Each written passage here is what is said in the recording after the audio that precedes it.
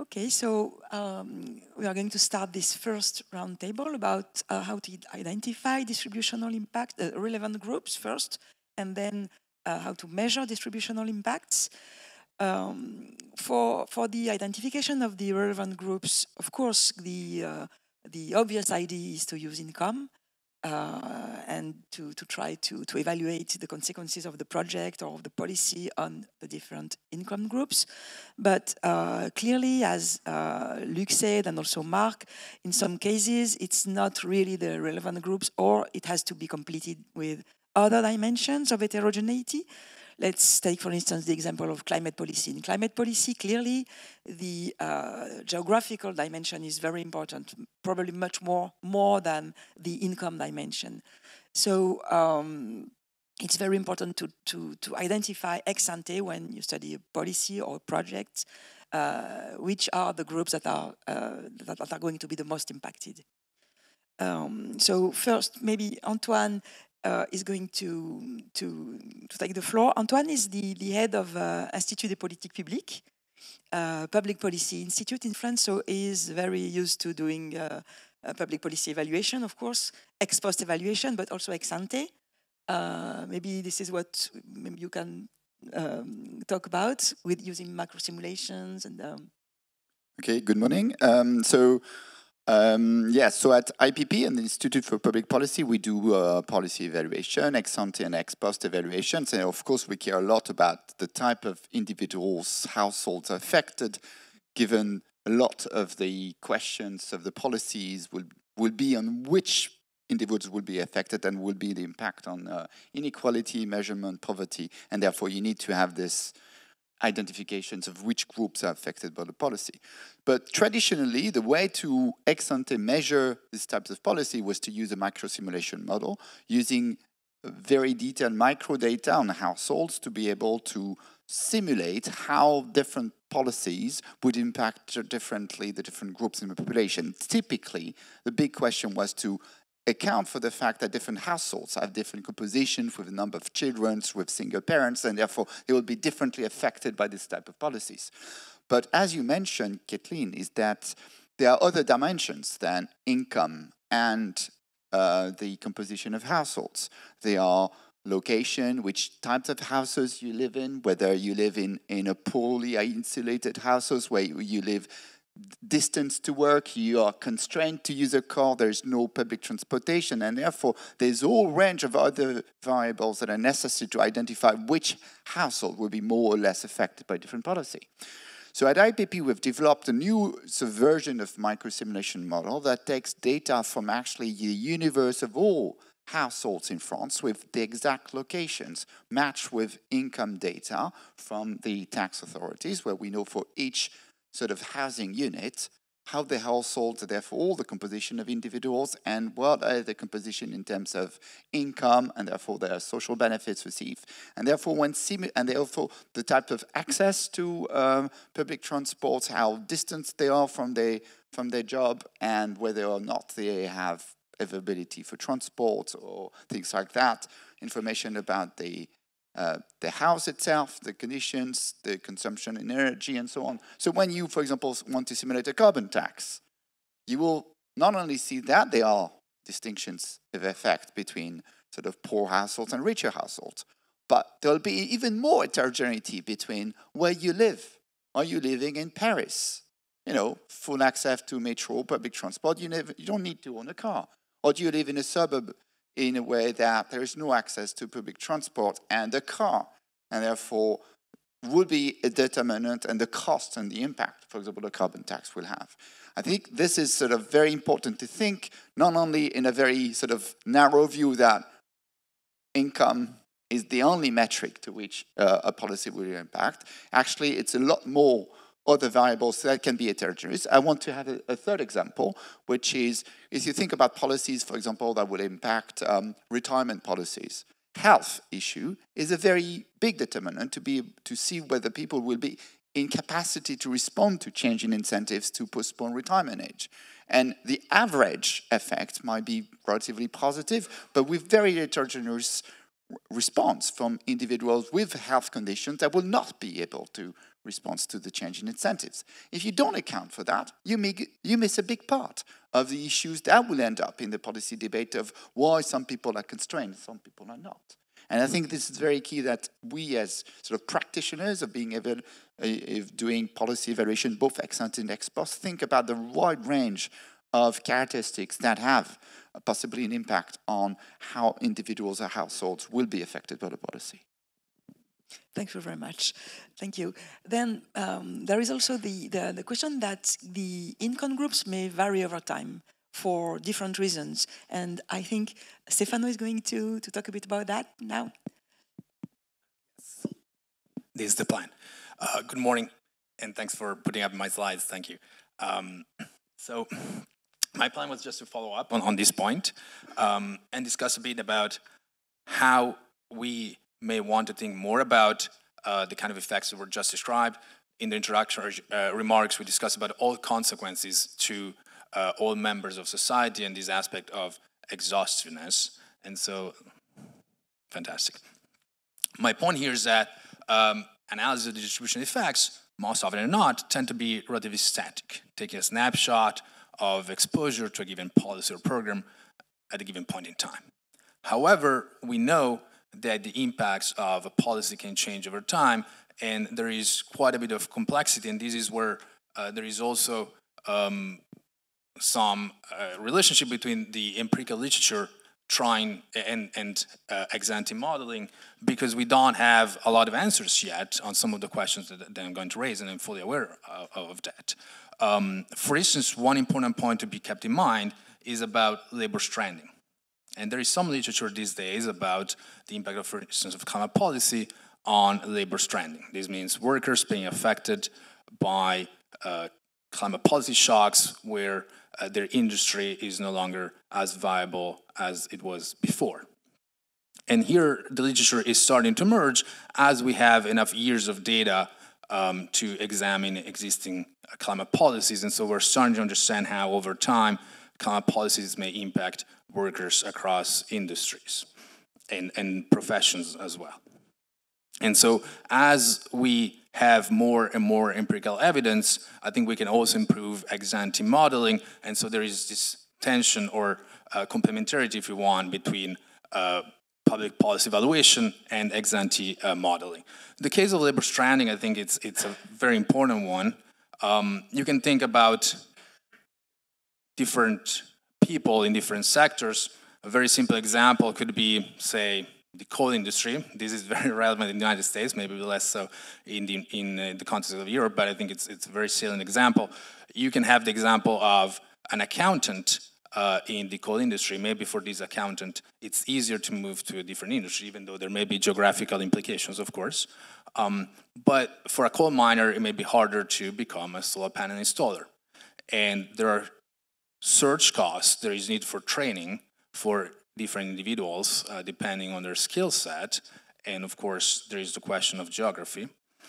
And then on top of that, we have the size of the shock.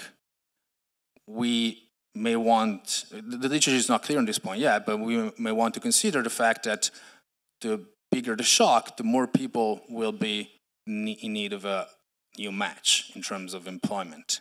And that implies potential nonlinearities that could be important to analyze. So this is my first point. Right now, very often, even when general equilibrium considerations are included in ex-ante modeling, labor markets are still modeled as frictionless, whereas in reality there are important labor market frictions which may be endogenous on policy shocks. And so including surge costs is very important, and this is where we also need the empirical literature to tell us more about what the surge costs are and how they change depending on policy, professions, sectors, and how you can mitigate the surge costs. There may be room for accompanying policies that could also enter the cost-benefit analysis, whereby these accompanying policies reduce surge costs. You can think about training programs, for instance, as an example. The second point that I'd like to make before I hand it over for this first round of remarks is about the price elasticity of demand for carbon-intensive goods, which tend to vary across income groups, and that's something that hasn't been given a lot of importance so far. I'm going to show you one example from a study that I think it's very well executed and tackles this question. There are not many studies like that, and even the study that I'm going to describe is one that takes a snapshot at the situation in the early 2000s in the United States. So this is a paper by Richard Blundell and co-authors published in Quantitative Economics, I believe in 2012.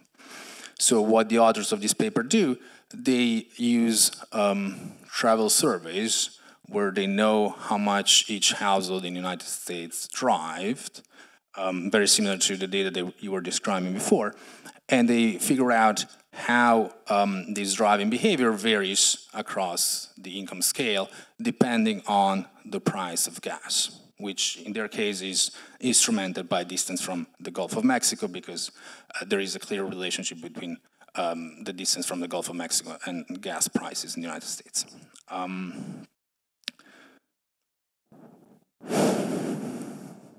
Thank you. Yeah, I may get in trouble. So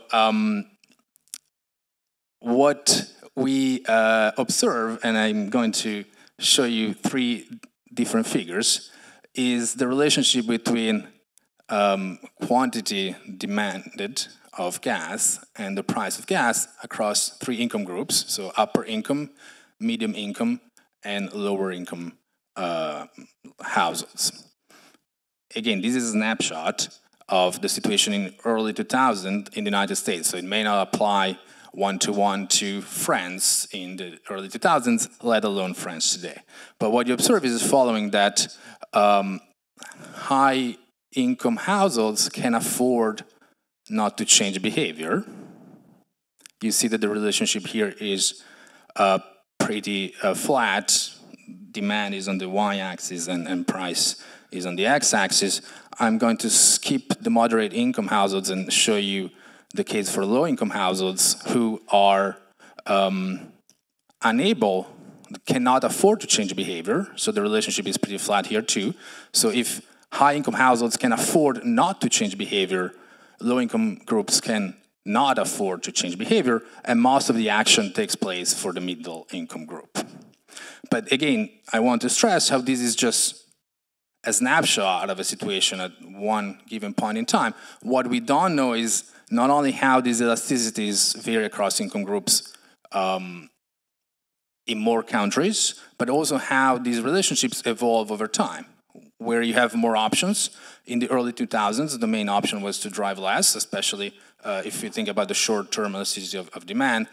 Over time, you can think about more fuel-efficient cars, and in more recent times, we also have electric options, which may create an advantage potentially for higher income households. So I think there is a lack of knowledge here, and if the goal of this conference is also to produce agenda-setting pieces or in any way to tell the world where we need more research, I think this is an important area where we need more knowledge. Thank you.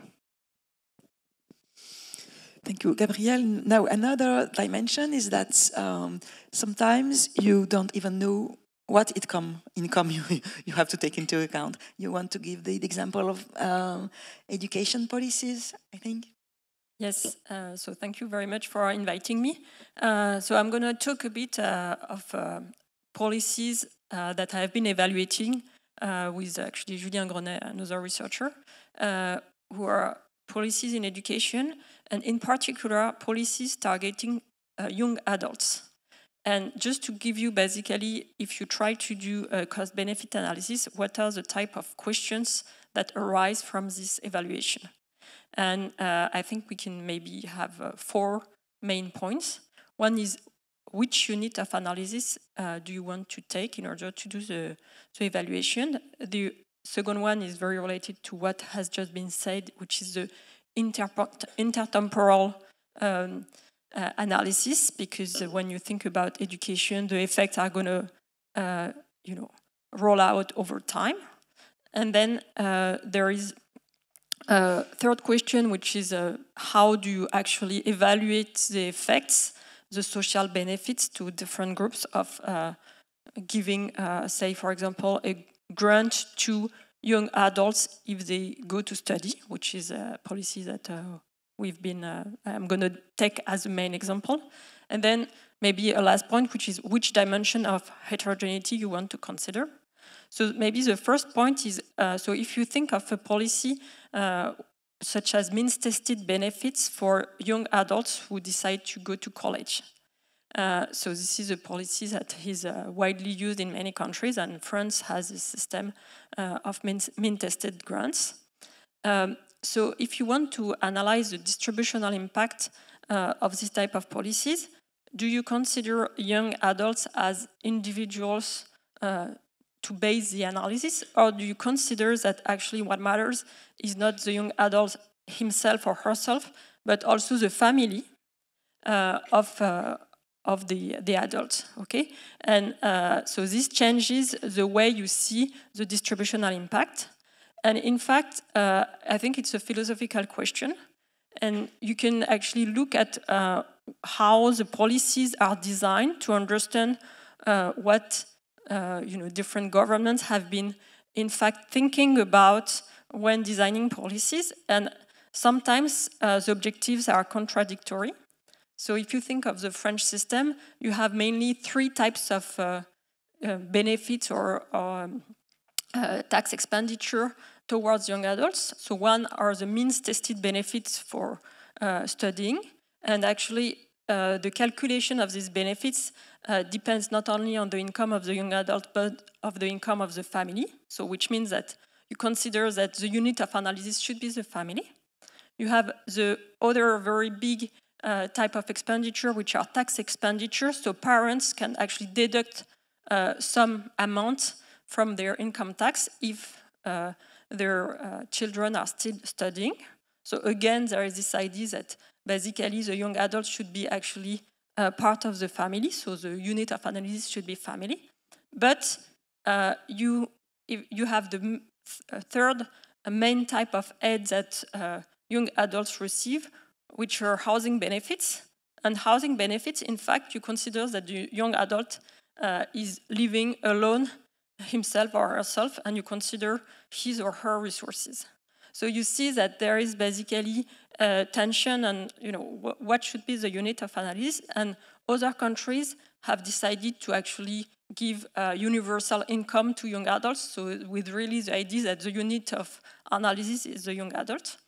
But it's really something that is not super clear. And so if you want to do distributional impact, you have to take a stand on whether the young adult is like the unit of analysis or whether you actually join the person with the family. And you can see very, very different things, okay? Because since access to college tends to be pretty regressive in many countries, and in France in particular, if you actually join the adult with the family, you will have a picture that is very different. So that's the first point. The second point is the intertemporal considerations, which is that if you think of the different types of policies that you can evaluate, education is one of the policies where the benefits are going to accrue over a very long time period, because you give more education and you hope that it's going to benefit over the entire lifetime of an individual, which means that actually the choice of the discount rate you take is very important, but also that when you consider a young adult at a given point in time, it might not exactly correspond to what would be his or her permanent income. Typically, when you think of students who are going to get high college degrees, maybe they are poor at one point in time because they don't have many resources, but you expect that over time their permanent income is going to be much larger. And so there is this question of subsidizing students versus subsidizing young adults who are not studying, okay? Which for the moment in France, basically young adults who are not studying are not eligible for social minima, okay? So you have to be over 25 in order to be able to benefit some minimum benefit if you are not studying. So you can see that, again, this is a real question when you are trying to do this type of analysis. So how basically you decide whether you consider actual income or whether you consider more permanent income. Then the third point is, so what are the benefits of education? And so typically you have private returns. So a given person who gets educated is going to have hopefully a higher wage on the labor market. And this is the private returns, but we also know that there are many social returns from education that are much harder to monetize.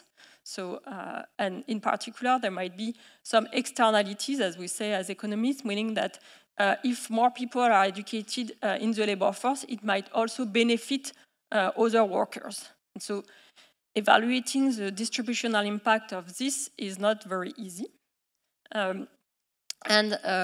So that's also something that is complicated. So in practice, what we tend to do is to look at the private returns and also to look at the additional taxes that individuals who have a higher wage are going to pay as kind of social benefits.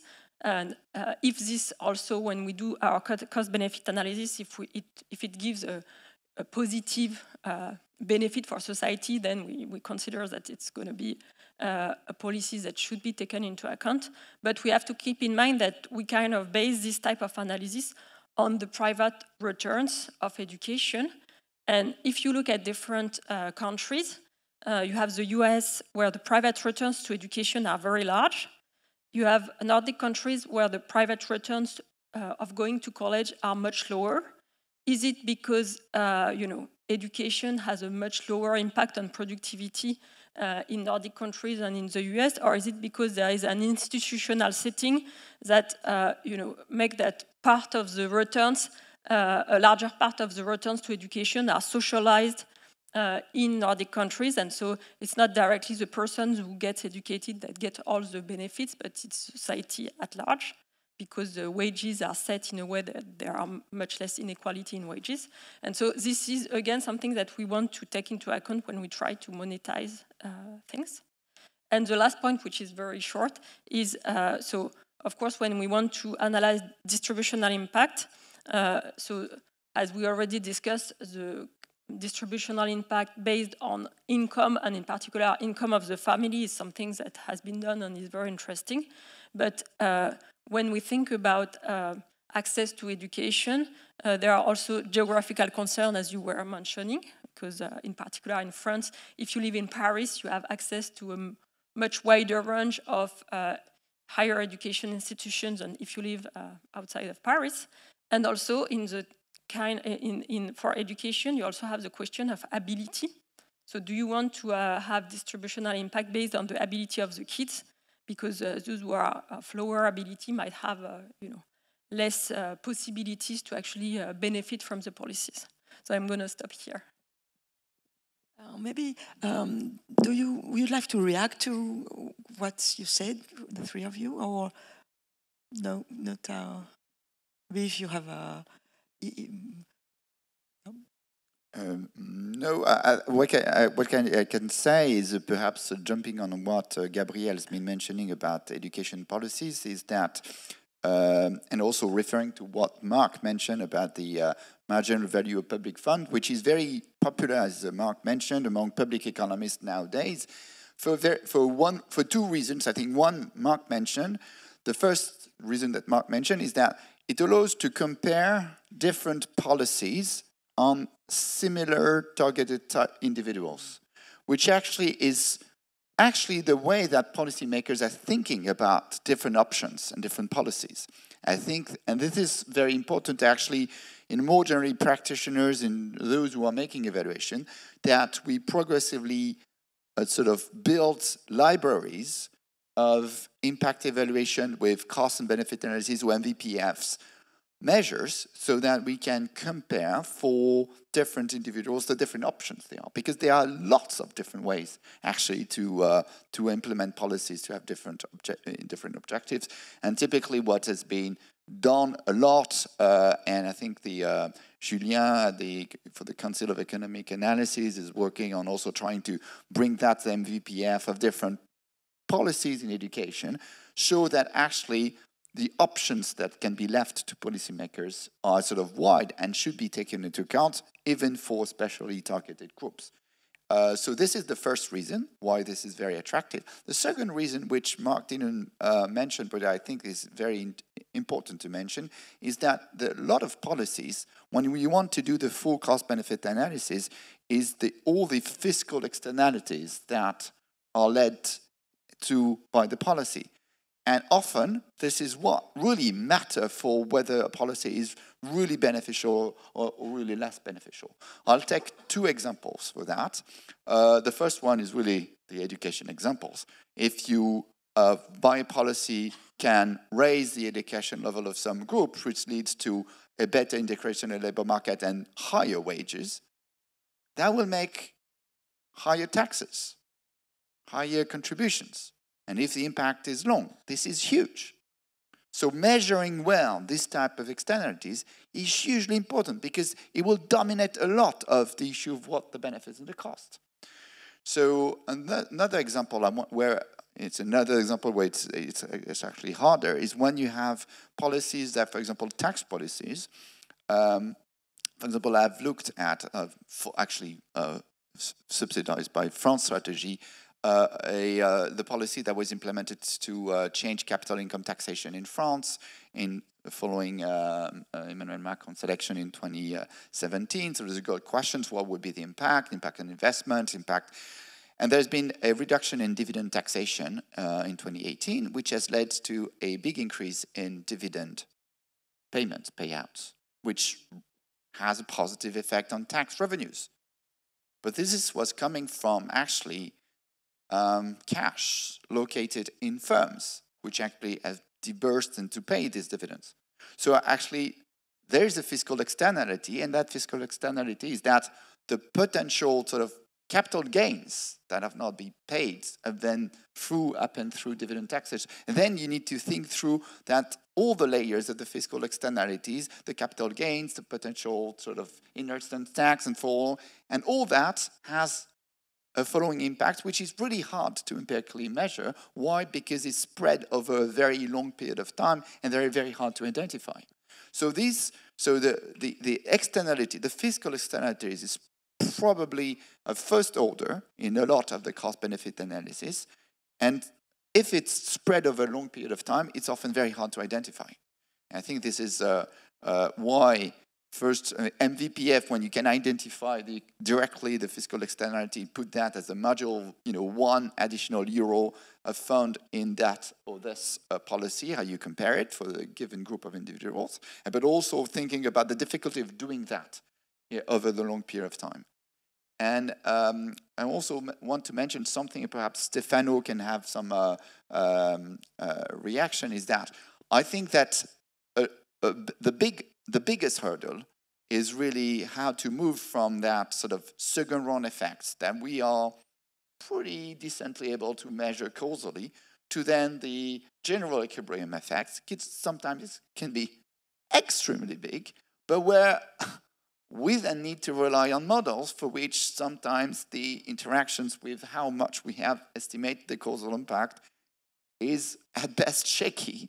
And I always found that we stumble about the last sort of mile when we want to incorporate these general equilibrium effects. We can do it one way with the general equilibrium model, but linkage between what we estimate as the causal impact, the sort of second round impacts, are rarely sort of match between these two layers. And I think this is important to think about in terms of the methodology and practice of how we want to incorporate that. I think this is a big question for us.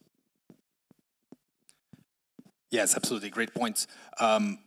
My reaction to your comment is that I agree with you, and I'm not sure I have the complete answer, but for sure, policy experimentation can help us generate knowledge. There is a big push in economics and beyond for more policy experimentation, and hopefully later I'll have time to also talk about how policy experimentation and studying new policies can help us learn not only about how the policies work, but also about how voters learn about how policies work, and I believe both items are extremely important. Of course, one issue when you engage in policy experimentation is that where you don't get so much knowledge is on the general equilibrium effects. If you're thinking about randomized controlled trials pilot programs, for instance, There are studies about congestion pricing where you subject a group of people to congestion pricing. You give them an amount of money that they can keep or spend, and depending on how much they drive, they are charged. And there are some interesting studies that do this in developing economies as well as developed economies.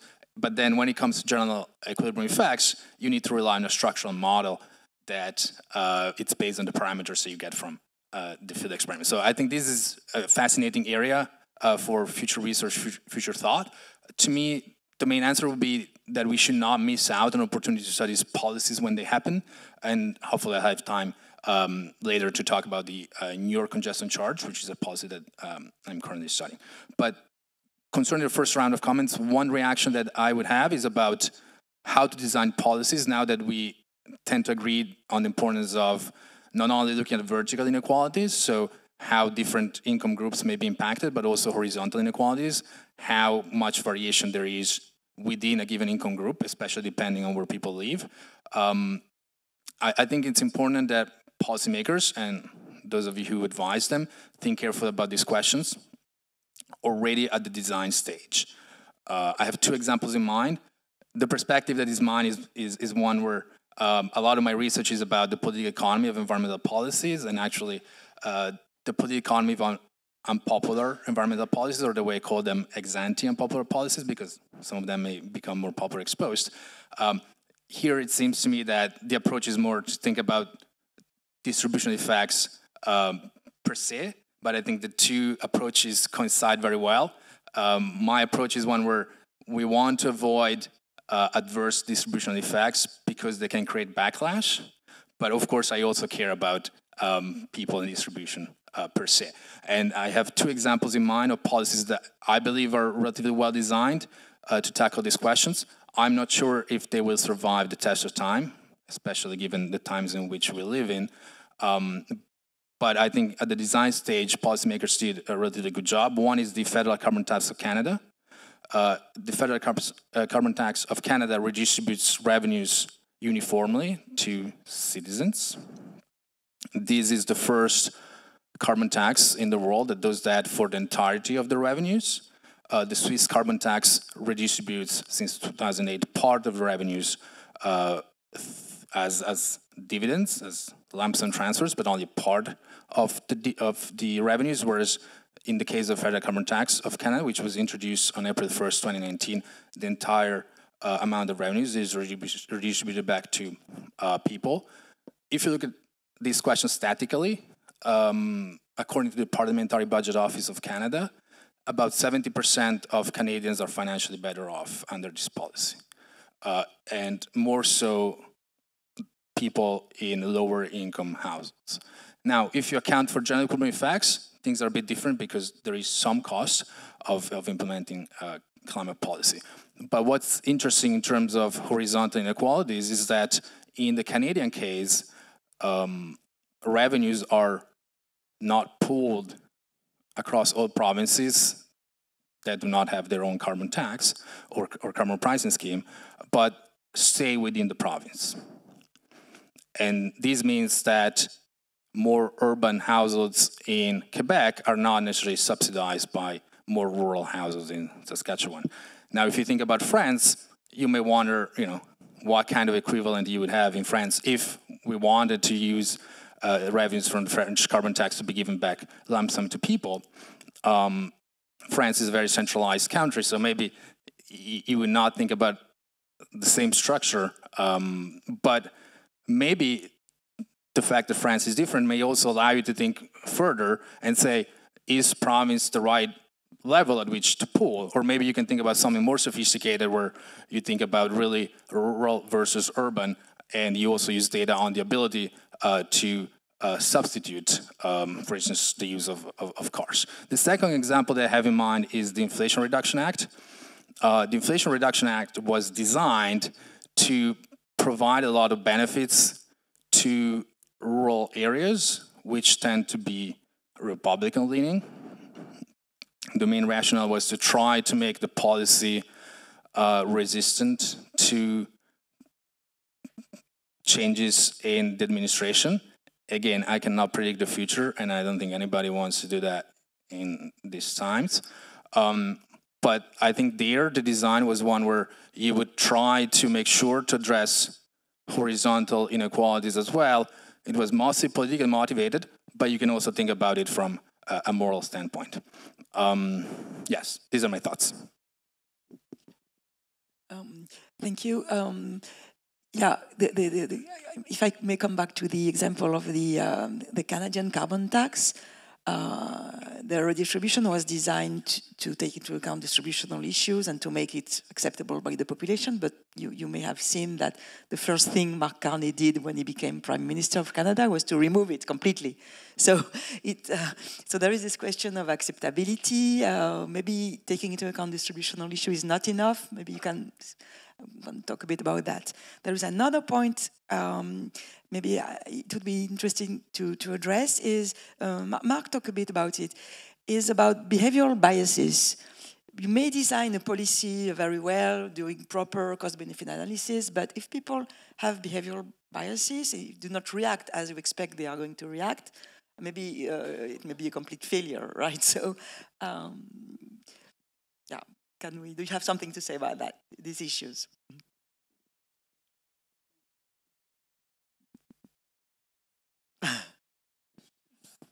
I'll try. Told me you could talk about behavioral biases. No? Yes. Did I say that? Okay.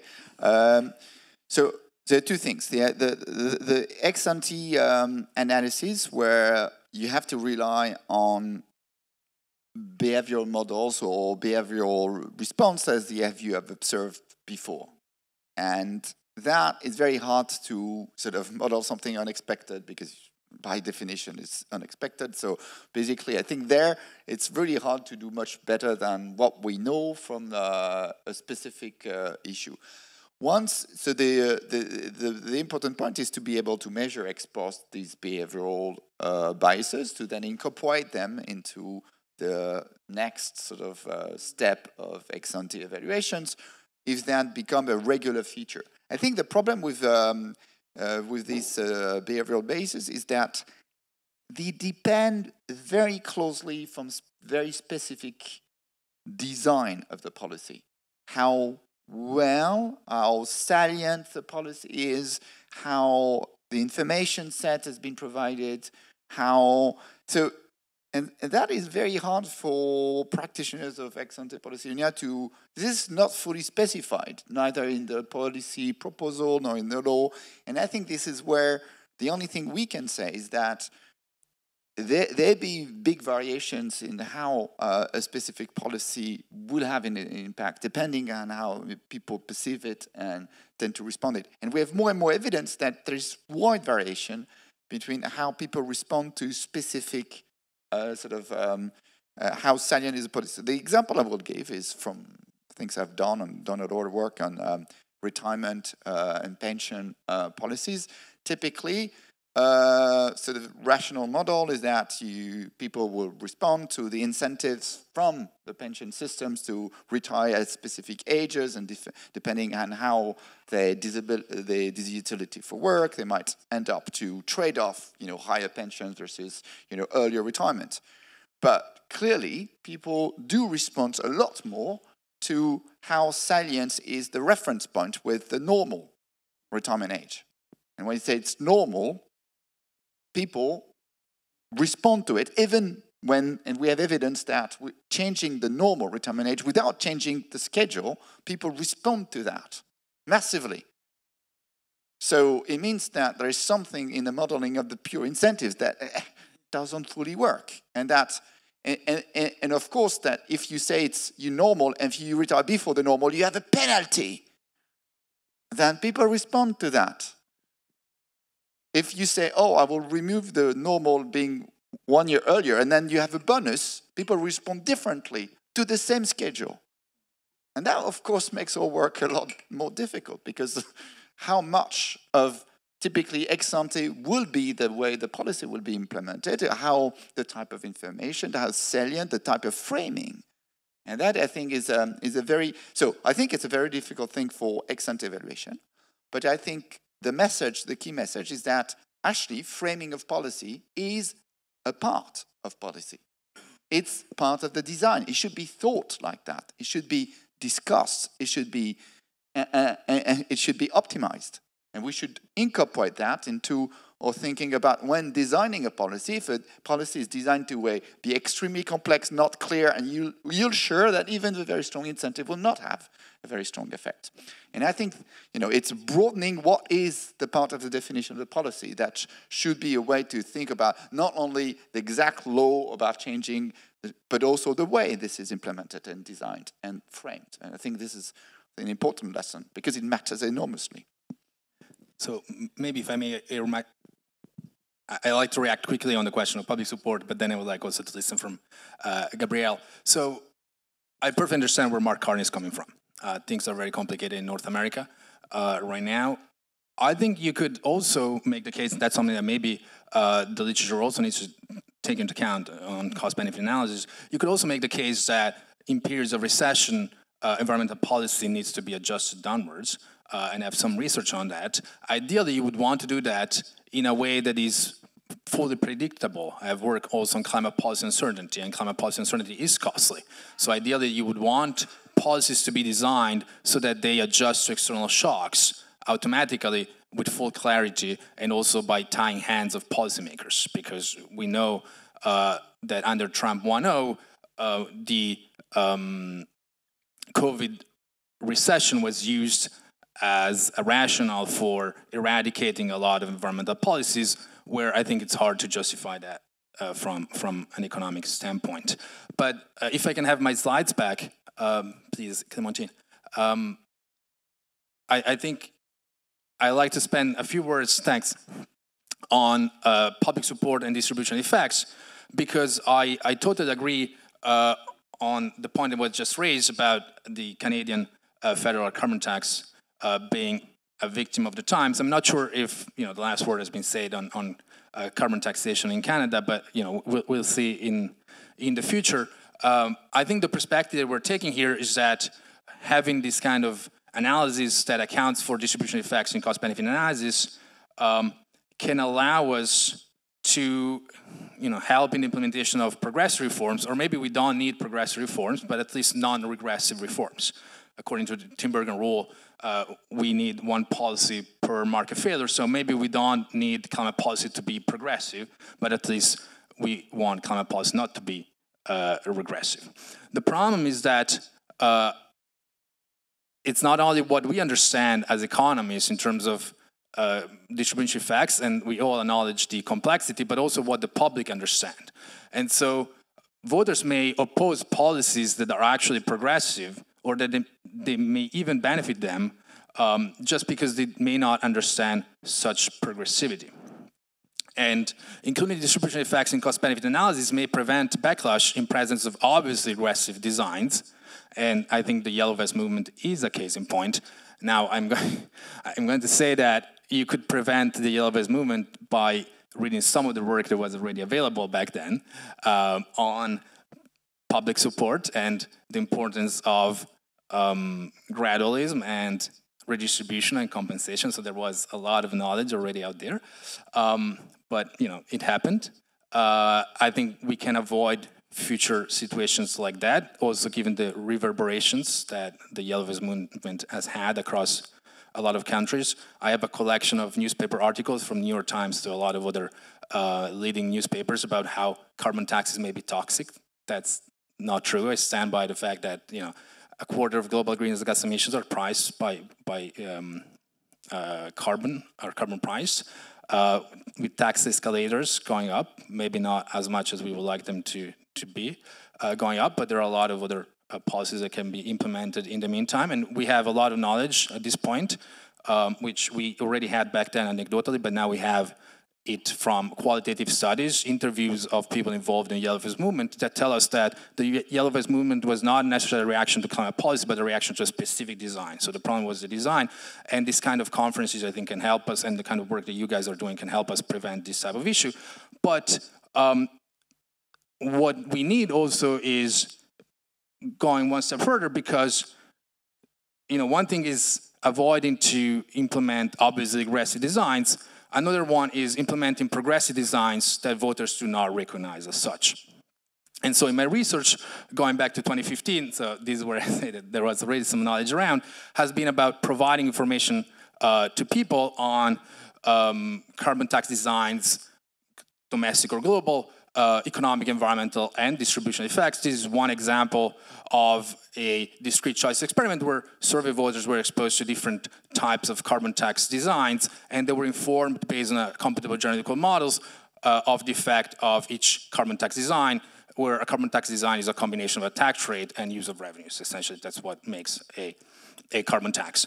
And so voters, in this case, knew what impacts to expect based on computable general modeling. By the way, this is an approach that's been used more recently, even without the CG component, just showing videos to people about how carbon taxes work.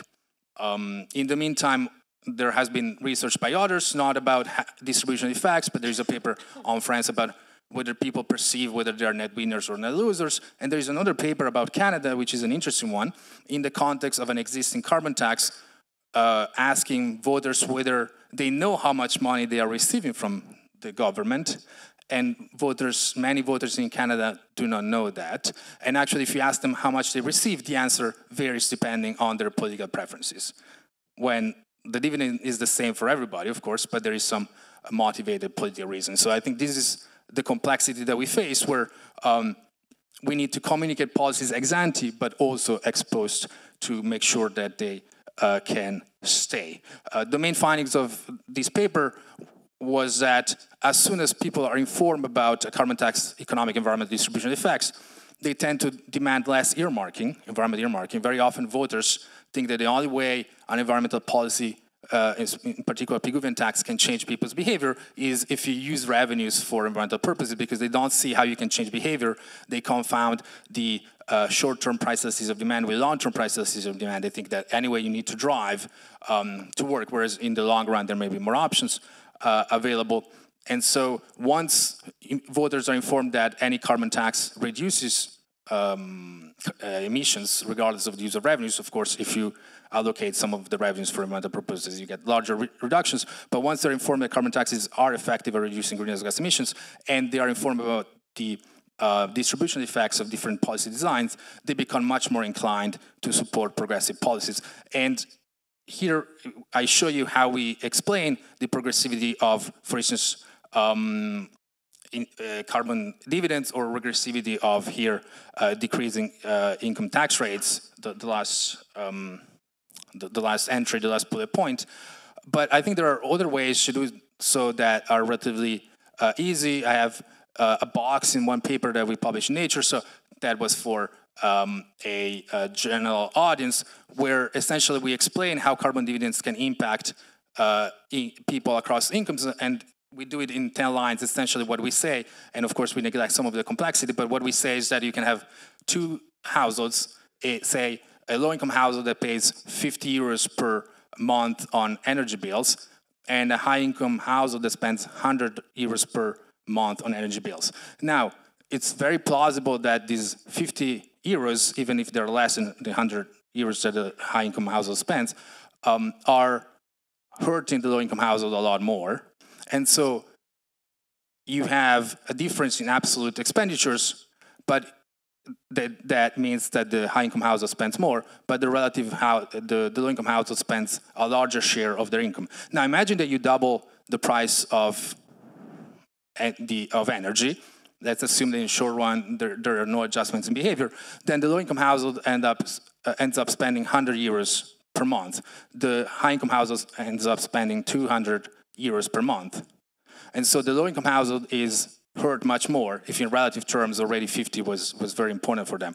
But if you pull revenues together, you have 150 euros of tax revenues, you give them back a lump sum, the low-income household is receiving 75 when he's paying 50 more, so better off by 25. So I think there are ways to explain to people how policies can be made progressive, and I think this is where we need to go, provide information before, but also after. I don't want to take too much time, but let me just spend a few words about what I call the causal analysis of public support. As economists, we spend a lot of time doing policy evaluation, analyzing how policies work. But I think it's quite important to also think about how voters learn about how policies work. And this is very important, for instance, in the case of the Canadian federal carbon tax that we just mentioned. Policymakers are likely to care about both items. Actually, we know that there are many policies that are effective and policymakers are reticent to implement them because these policies are unpopular ex ante.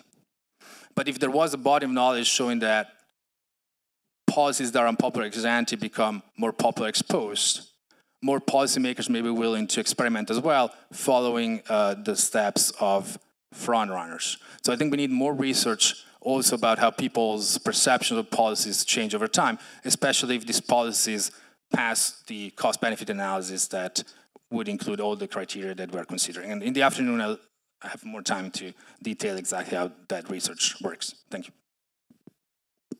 Thank you. Maybe it's time for questions to the audience. From the audience, if you want to ask your question in French, no problem. I think there is translation. So are there any questions?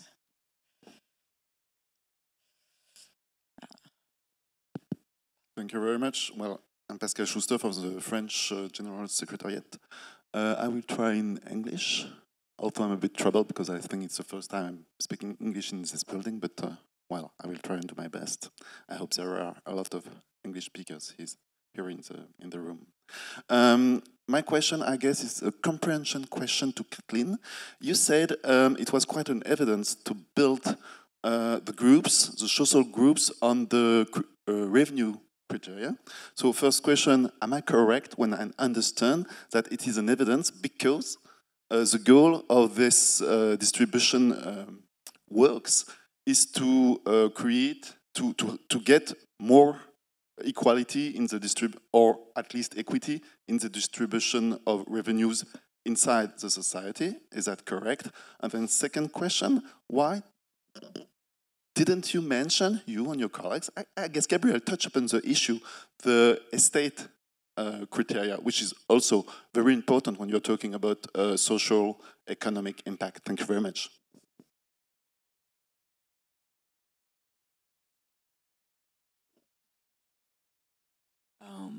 Je sais pas.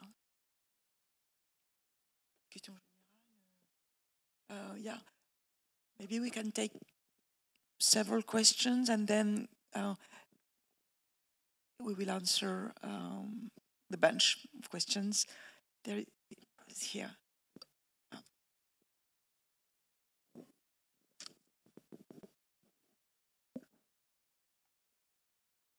Merci. Bonjour. Thank you. I was wondering, when I was looking at the title of the session, why did we mention the groups? Do we still need groups? I'm under the impression that what you have said shows that now we have sufficiently large databases to directly target individuals. If you have a big heterogeneity, why should we still keep with this idea of groups? Thank you.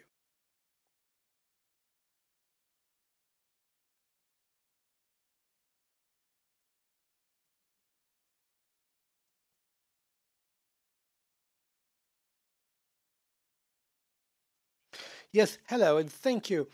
A question on the complexity of public policies. The impression is there not more a risk or an effect that is complex distributive policies become so complex that they are less accepted by the population because they just don't understand, and on the other hand, they're even harder to evaluate because of their complexity. Let me take one very basic example. We're going to, for instance, make it more difficult to rent or buy flats that are housing that is energy inefficient. So we are going to penalize people to do it and ban it. On the other hand, we're going to the subsidy. So there's different classes of apartment. It's becoming scary, less understandable for the actors, and can actually create resistance on one hand and maybe make things more difficult to measure. And thus the evaluation would also, such a specific evaluation, would create kind of a circle of death, of complexity and difficulty of measuring. Is the serpent not biting its own tail?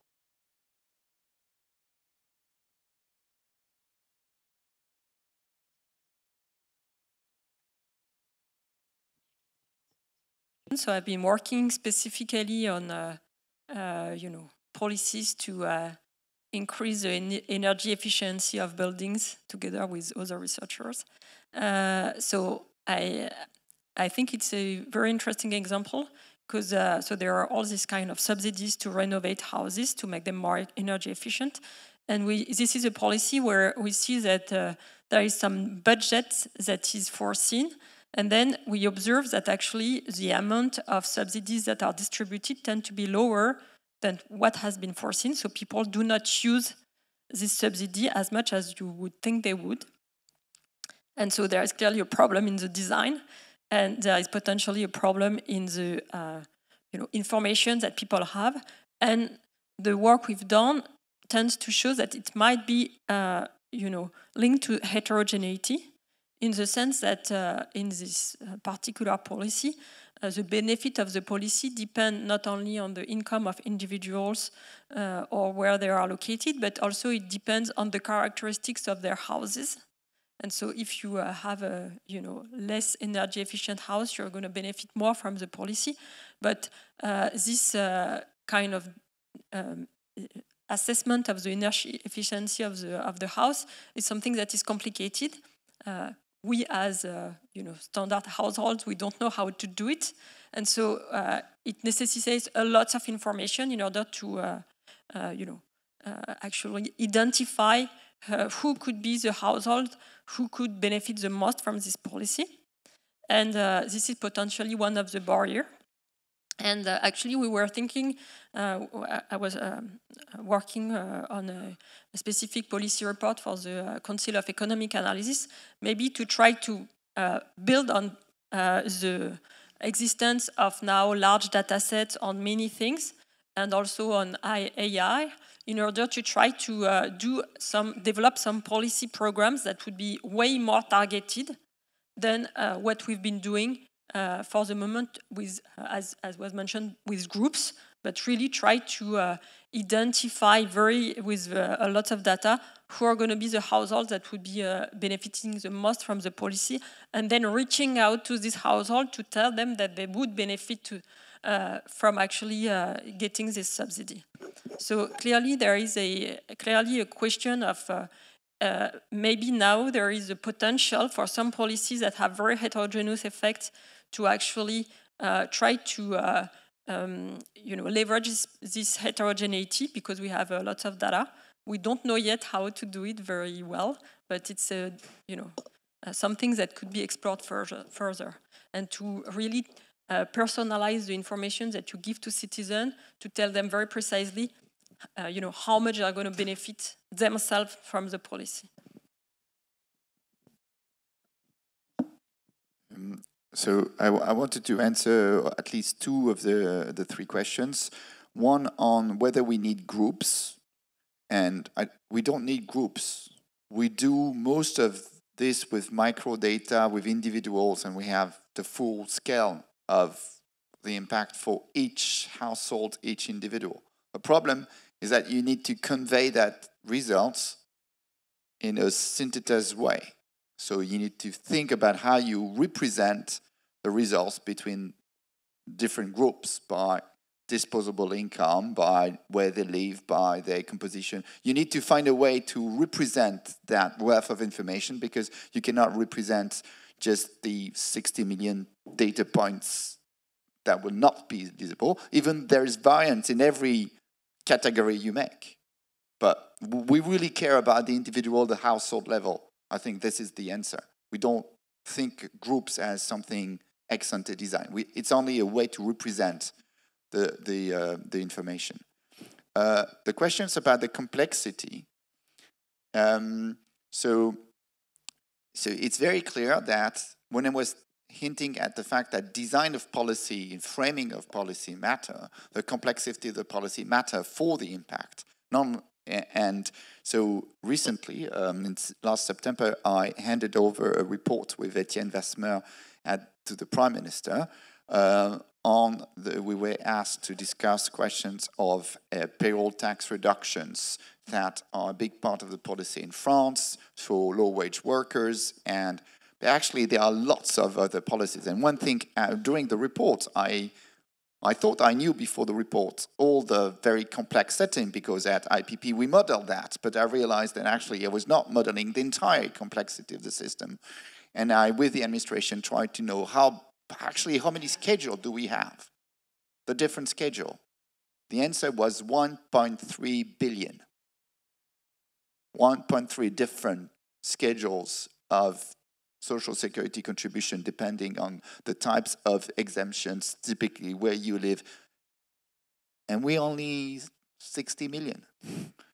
So at one point I realized that level of complexity is probably just wrong. There's something there that is not useful. So I fully agree with you that but it's actually hard to simplify. It's not something easy to simplify. But it's actually very wrong to think that complex will be a better way to account for distribution issues. It is not. You can do, with much simpler system, address the big questions. You don't have to do something which is separate for every household and individuals. And typically this is, I think, a danger for policymakers in the setting up of policy to think, oh, in order to accommodate, we're going to make lots of different cases, sub-issues that interact each with each other. And at the end, you end up with so many different cases that actually most of the very hard job of the administration is just to implement a very, very complex set of rules. So I think this is part, to me, of design of policies incorporates how salient it is, how clear it is, how it is easy to implement administratively, and therefore how efficient it can be. So I think this is a big thing. And the first question, which, so I'm not fully sure I fully understood it, but the bit that I understood is the questions of whether in doing the distribution analysis, there was an aim for a reductions of equality, and it doesn't.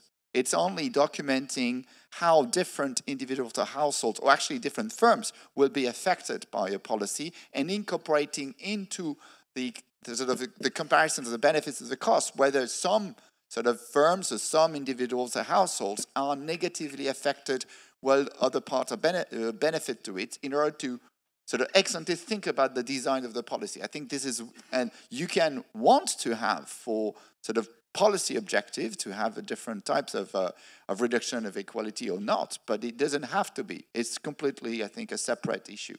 But perhaps I don't fully answer all the questions. I may react very quickly to the point about policy complexity. I'm very much in agreement with the gentleman in the back. And I think that's the beauty of carbon dividends, where you have a carbon tax, you redistribute money lump sum to everybody in the same way. You don't have to set a threshold that defines low-income households who benefit from the rest of the population, and then you have people complaining about the middle class always paying and not getting benefits, for instance. What I was mentioning before is that maybe we have to think about a rule for how to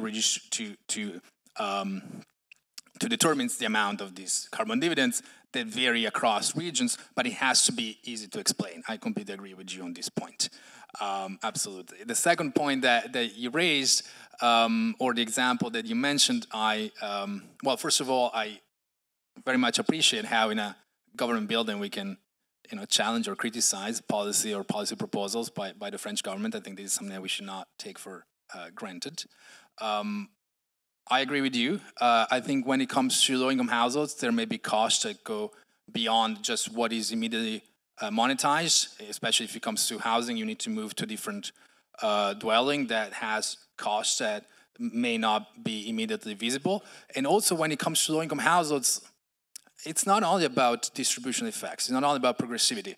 I can give you an example. I've been working in Ghana on what I call cash for subsidy reforms. We have a problem with fossil fuel subsidies. We know we want to put a positive price on carbon, and a lot of countries subsidize fossil fuels, so we have a negative price on carbon. And actually, removing fossil fuel subsidies in many countries would imply a progressive reform, because low-income households tend to take advantage less of these subsidies. But yet, you're still taking resources away from cash-constrained individuals.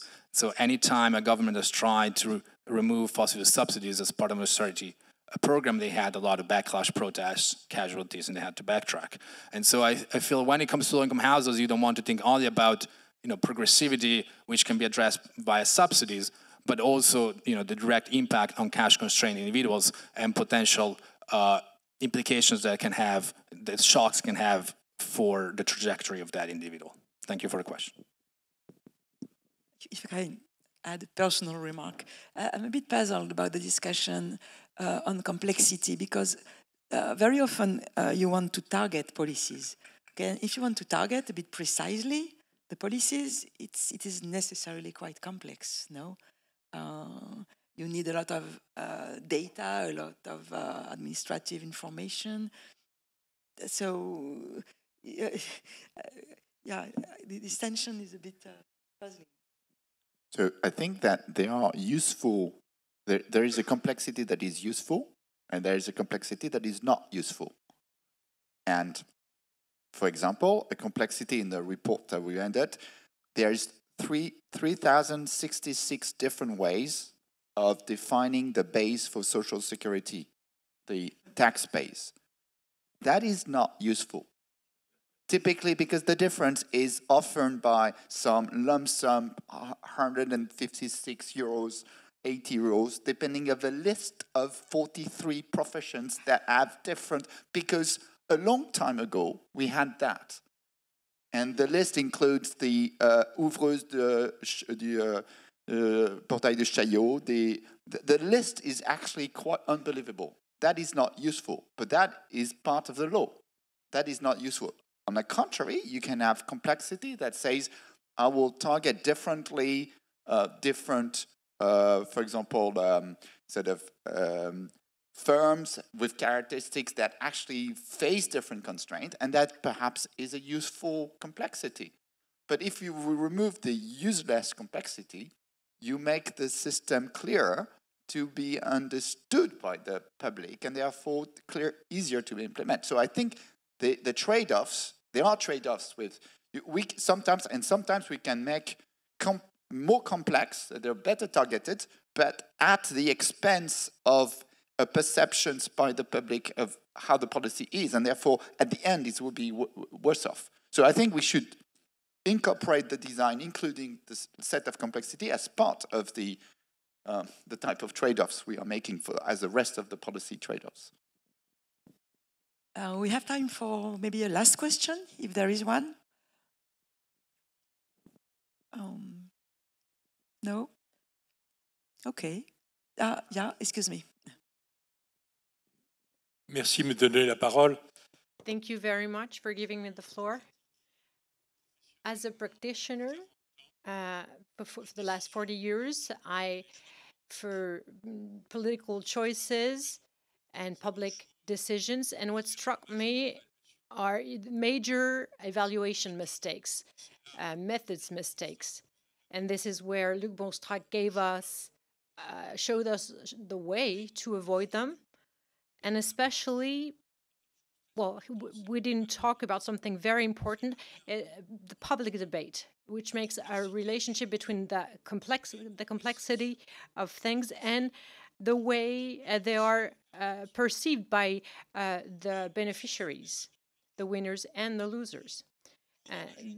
And for an engineer who's not an economist, which is my case, this is the pragmatical key, an operational key to avoid an operation that have been perfectly well studied on scientifically to fail before an admin tribunal. This is the case currently in France, and the press talks a lot about it.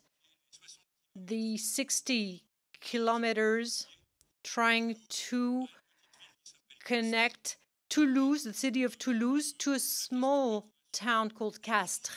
Everybody's losing in the game currently.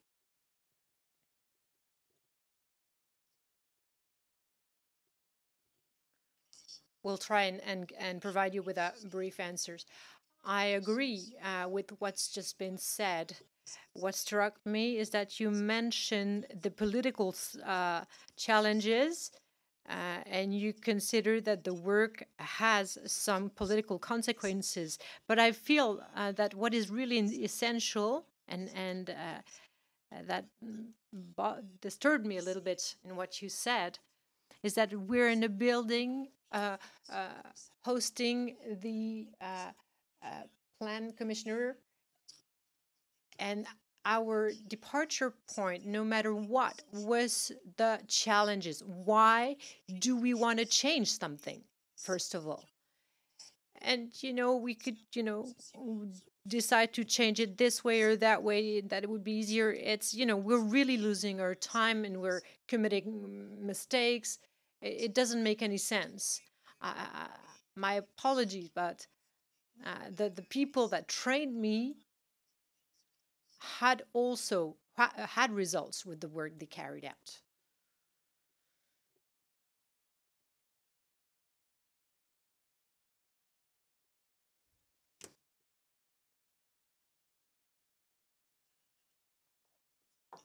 Alain?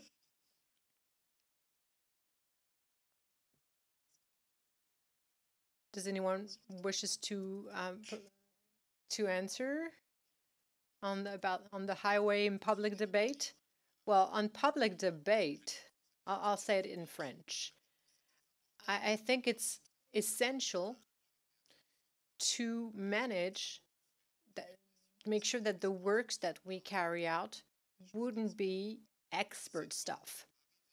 We need to have this reflected to the whole of the citizen, to nurture the public debate and make sure that our democracy works better. This is what our job is all about, with a scientific point of view, to reaching the citizen. Démocratie soit plus forte. Voilà ce que je pense. Merci. If I can just add something. So I think that it's important also to keep in mind that, most of the policy we've been evaluating, I think there are some kind of political, economic, social grounds on which we can decide we want to go into one direction. Like we want to do carbon tax for many different reasons. We want to subsidize, young individuals so that they get educated. This, like the big question, I think this is, in a sense, the thing that is the easiest to agree on to some extent. Not always, but then the question is, how do you implement it in practice in order to make it work? And this is where actually also this kind of cost-benefit analysis is very important. If I take the example of education, we know that the main goal is to increase the quality of education of the young individuals. Then the question is how to do it, how to spend money where it's going to be useful. And so the big question, I think we are for this particular question is everybody agrees on. The question is like the devil is in the details, how to do it. And that's where, that's part of the cost-benefit analysis can help on this, can help policymakers to choose and then to put in the public debate what could be the different policies that could be, used in order to address this bigger problem. Thank you. I think we must stop now, except if you want to say something, Stefano. Last word. Non, pour Madame, je peux dire que toutes les questions sont bienvenues. Et ce qu'on fait ici, c'est réfléchir à comment améliorer. What we're trying to do here is to think of how we can improve public policies. That's the aim here. Starting from the point that these public policies are necessary, so we could discuss, of course, the importance of the carbon tax and climate change and etc. But of course, I have nothing to add to what's been said. Yeah, I'd love to continue the discussion later on. Thank you very much for this roundtable, for your interventions and your questions from the audience.